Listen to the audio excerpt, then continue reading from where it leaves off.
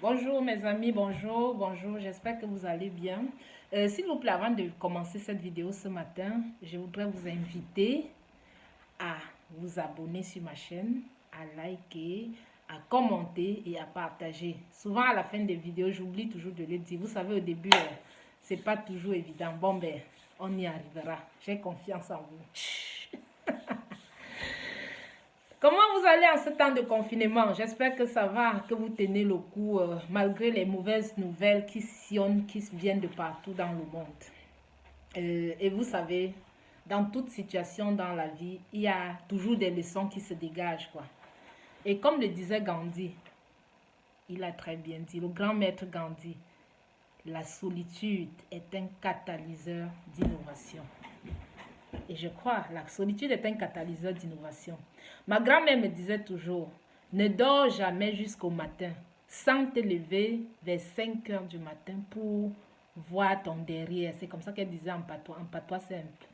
Pour voir ton derrière, c'était quoi? Pour jeter un coup de rétrospective sur ta vie, voir ce que tu as bien fait, ce que tu n'as pas bien fait et voir dans quelles conditions, dans la journée, dans l'autre journée où tu vas vivre, tu peux améliorer.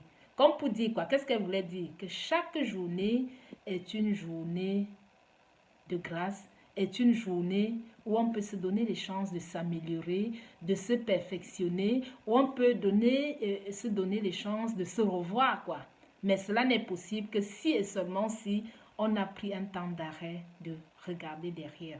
Et je crois que le coronavirus nous a donné ce temps, cette occasion, cette opportunité.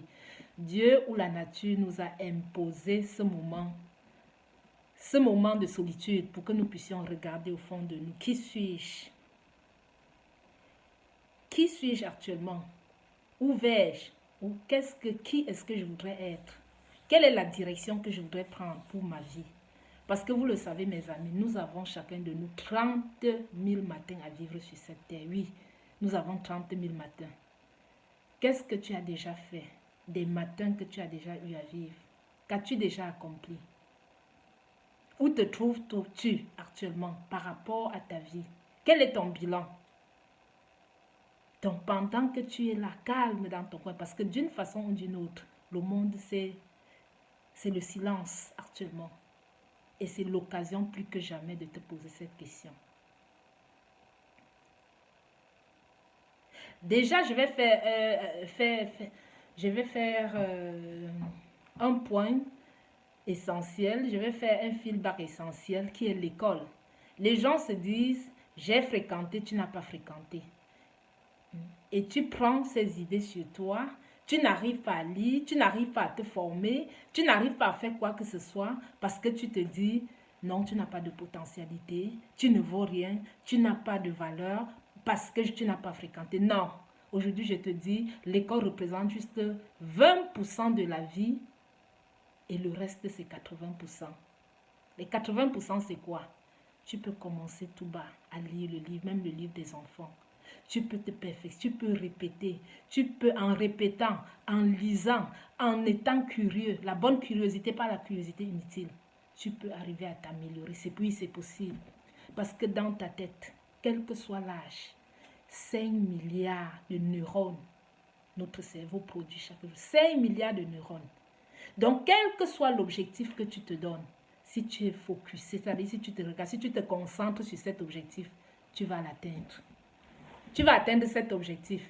Parce que plus tu es focusé, plus tu es concentré sur quelque chose, ton cerveau le retient. Ton cerveau arrive à maîtriser cette chose. Mais si et seulement si tu donnes toutes tes valeurs, toutes tes capacités, tout ton moi.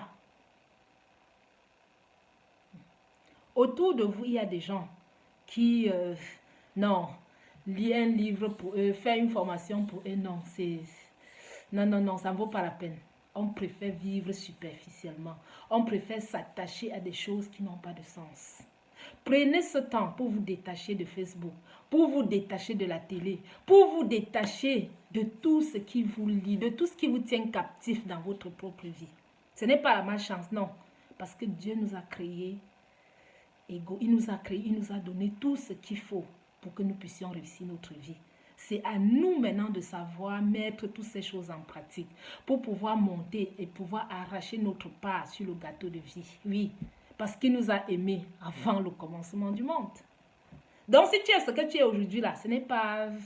Bon, c'est vrai qu'il y a certains gens qui ont eu la chance que les parents les soutiennent. Il y a eu des gens qui ont eu ceci, cela. Mais même si tu n'as pas eu cette chance, au fond de toi, tu as des capacités. Peut-être que le chemin sera plus rude et difficile, mais si tu as la volonté de gagner ta vie honnêtement, en travaillant dur, en te mettant en question, en côtoyant, en améliorant, en assainissant tes relations, tu y arriveras. Oui, parce qu'on ne réussit pas seul. On a besoin d'être entouré par des bonnes personnes, par des personnes remplies de bonnes énergies, par des personnes qui vont nous soutenir, nous conseiller, nous guider, pour qu'on puisse, des personnes avec qui on peut partager des choses importantes, pas des semblants, non. Si vous avez un ami, une relation, même un frère, une soeur, qui ne représente pas vos valeurs, séparez-vous de cette personne. Oui, séparez-vous de cette personne. Séparez-vous de cette personne parce qu'en restant avec cette personne, vous serez noyé d'énergie négative. Comment voulez-vous marcher avec un bandit? Quelqu'un qui veut anticiper le futur d'une façon toxique. C'est-à-dire ne pas travailler, mais qui rêve des grosses voitures, des grosses maisons, qui du jour au lendemain voudrait avoir tout et être appelé patron, le boss. D'abord, on le voit quand ils sont dans les soirées et partout, patron, le boss, le président est entré, le ceci, tous ces noms que vous connaissez, mais au fond d'eux, c'est des malheureux. C'est des malheureux, c'est des gens qui pleurent, c'est des gens qui n'ont pas de vie. C'est des gens qui n'ont pas de vie. Donc ne les regardez pas, pardon. Ne les regardez pas. Ce qui donne le bonheur, c'est le travail. C'est l'effort quotidien, pas à pas. C'est ça qui procure le vrai bonheur. C'est ça, il n'y a pas autre chose. Donc détachez-vous de cette personne. Il y a des relations quand on était petit où nos parents nous disaient, je ne veux pas te voir marcher avec elle. Tu te dis, non, mais comment il ne veut pas me voir? Non, non, c'est mon ami. Mais là, aujourd'hui, on comprend qu'elle avait raison. Nos parents avaient pleinement raison. Parce qu'à force de marcher avec quelqu'un, un bandit, quelqu'un qui ne veut pas travailler ou quelqu'un qui est paresseux, vous le devenez aussi d'une façon ou d'une autre. Vous le devenez. C'est pour ça qu'il est important et urgent de couper les ponts avec ce genre de personnes. Prenez le temps, s'il vous plaît, de lire, de partager, de conseiller, d'écouter votre enfant en journée. Oui, prenez ce temps. Je sais qu'en Afrique, ce n'est pas toujours évident, même ici en Europe, à cause du téléphone. L'enfant est devant la télé tous les jours. Toi, tu es dans ton coin, tu ne connais pas ton enfant. 20 minutes chaque jour, c'est important. Ce n'est pas seulement dans la prière. Tu pries pour ton enfant, c'est vrai, mais prends le temps de discuter, de causer avec ton enfant. Quelles sont ses aspirations, quels sont ses projets, même si l'enfant a 6 ans. Les enfants ont plus d'idées, ils sont plus inspirés que ce que vous ne croyez. Peut-être tu te dis, il est encore petit, il a 10 ans, il est encore petit. Non, prenez le temps d'écouter votre enfant, de le conseiller, de le diriger, de donner. C'est ça, bâtir un enfant. Et c'est là, si vous ne le faites pas aujourd'hui, on pourra arriver à des crimes, on peut arriver au spectacle triste comme ce qu'on assiste actuellement au Cameroun dans les écoles.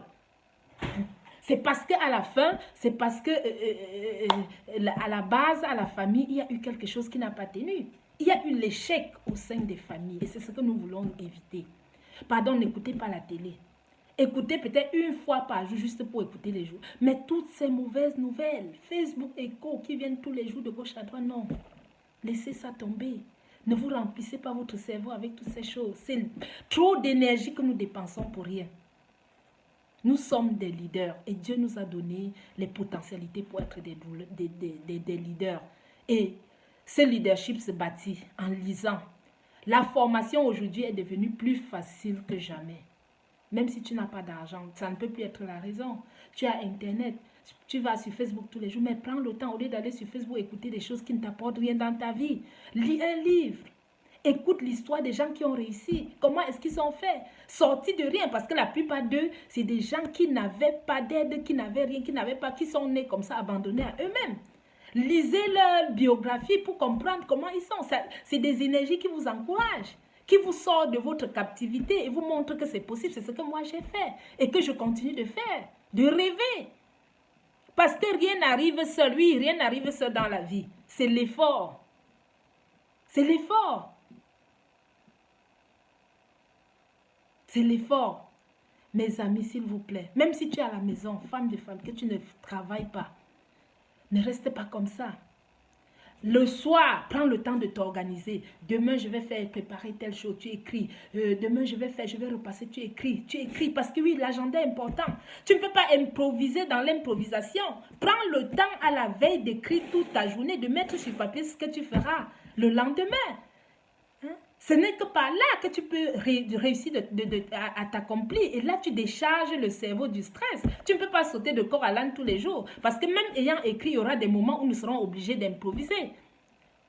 Par exemple, si je dis demain j'irai au sport et qu'à l'heure là, peut-être l'enfant est malade, il faudrait que j'amène l'enfant à l'hôpital. Ça, c'est improvisé. Mais au moins, j'avais déjà un programme. Je sais que je voulais faire le sport à 7 heures. Mais il y a eu un imprévu.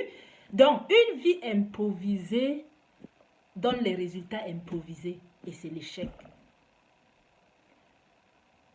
C'est l'échec. Donc, mon coup de gueule ce matin, c'était vraiment dans ce temps de confinement, dans ce temps difficile, dans ce temps où tout le monde est d'une manière ou d'une autre replié dans son coin. Prenez le temps de réfléchir sur vous-même.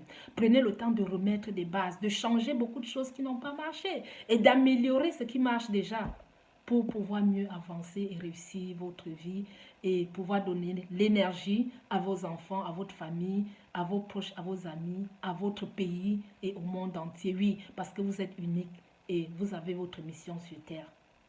Portez-vous bien, passez une très bonne journée, que le Seigneur vous bénisse. S'il vous plaît, abonnez-vous à ma page, likez, commentez et surtout partagez parce que on a trop de choses, on a beaucoup de choses à se dire quoi. Sur le plan sport, nutrition, santé, développement personnel. Oui, j'ai beaucoup de choses à vous dire. Je vous aime très fort et que le Seigneur vous bénisse. Ciao.